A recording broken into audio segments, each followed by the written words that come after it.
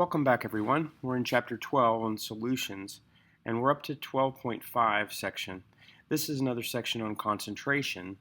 In the last section, if you remember, we looked at two types of concentrations, a certain amount of grams of solute within a amount of grams of solution called mass over mass or percent composition. Specifically, grams of solute over 100 grams of solution. And then we looked at the second one where you had liquid solute mixed in with water or some liquid solvent, and you would have a liquid or a volume percent composition. And in this one, we're going to look at something that is not in grams or in volume, but in moles. And since moles are very just convenient as we go around within a balanced equation, we use moles constantly. To know the concentration based on moles of a solute is very, very helpful, and I believe this is probably the most common type of concentration you're going to find in chemistry. So molarity comes from the word moles, and essentially it's how many moles you dissolve in a liter of solution. Okay, so let's look. There's an example here. If I add a certain amount of concentration, so for instance, you add a certain amount of solute, so many moles of solute, and then add water up to a certain level to where you know how many liters that is, you can divide that out and find its molarity. So definition, a molarity is the concentration in which you have moles of a solute divided by liters of solution. And again, this is like the other two in that it's not solvent that you're dividing by, it's total solution including the solute. It's the solute and the solvent together, but we're looking at moles in the top and liters in the bottom. If you have anything other than liters, it needs to be changed into liters. If you have milliliters or some other unit, you have to change it in before it works. And then if you were to have grams, you go through the periodic table and find out the molar mass. Go through the molar mass to find out how many moles that you actually have to find its molarity. So here's an example using something to find a 6 molar solution. So that's how you would call the concentration. That capital M is molar. So 6 molar means that there's 6 moles dissolved per liter. So that's a certain concentration. A 6 molar solution of sodium hydroxide is prepared by weighing out 6 moles of grams in a liter. And if you don't want a whole liter, then you're going to have to do a corresponding ratio. So half of that, half of 6 to a half a liter, or a fourth of 6 to a fourth of a liter. But it's still going to be, the reason it's 6 molar is that it's 6 moles in 1 liter.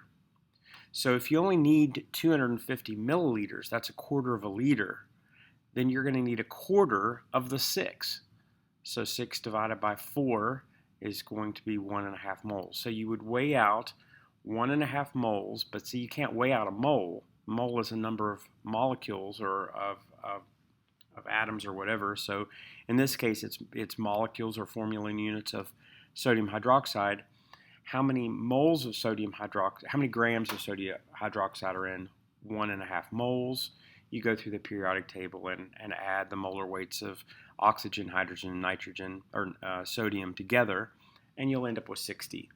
So you weigh out 60 grams, you weigh it on a scale, you put it in a flask. In this case, you want a 250 ml flask if you want 250 mils. Put it in the bottom of the flask, and you add water up to the line that indicates exactly 250 mils. And then when you mix it up, you've got 6 molar exactly, in this case, sodium hydroxide.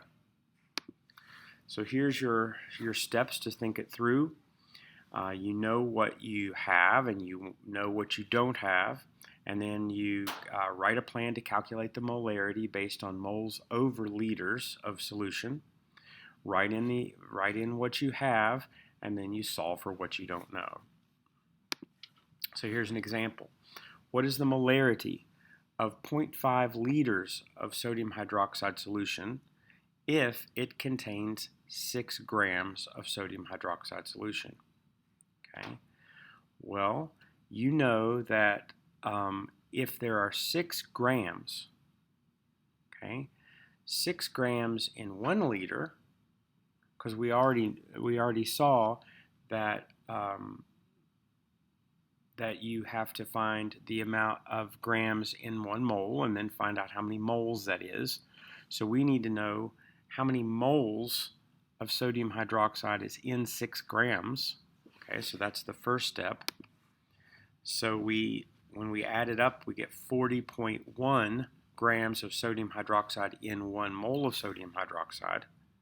Okay, so we want to divide by grams. If you have 6 grams, you divide by 40, okay, because you're going to get rid of grams, and you'll end up with 0.15 moles. So 0.15 moles is how many moles I have. Now the other thing I need is how many liters I have. Let's go back just a bit, and we'll say that we want half a liter.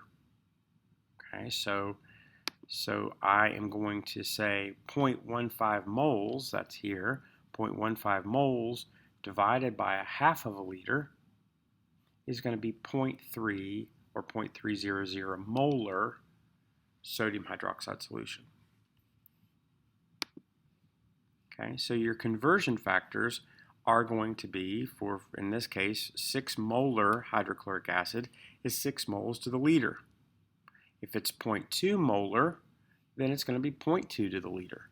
So you can use that as a conversion factor if you want to, or simply find out the number of moles, find out how many liters you want, and then divide it. That's actually easier, I would think.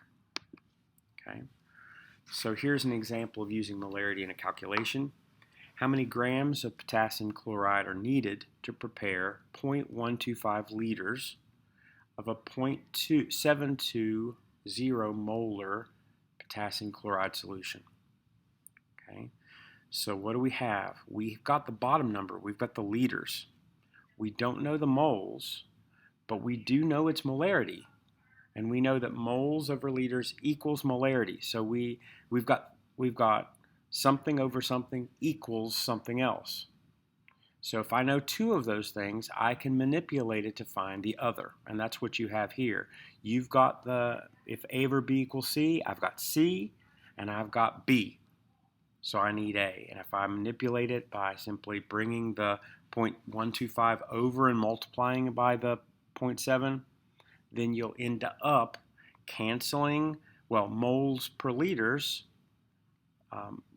Moles per liters is molarity, so molarity divided by liters is moles, and you'll end up with the moles of solute.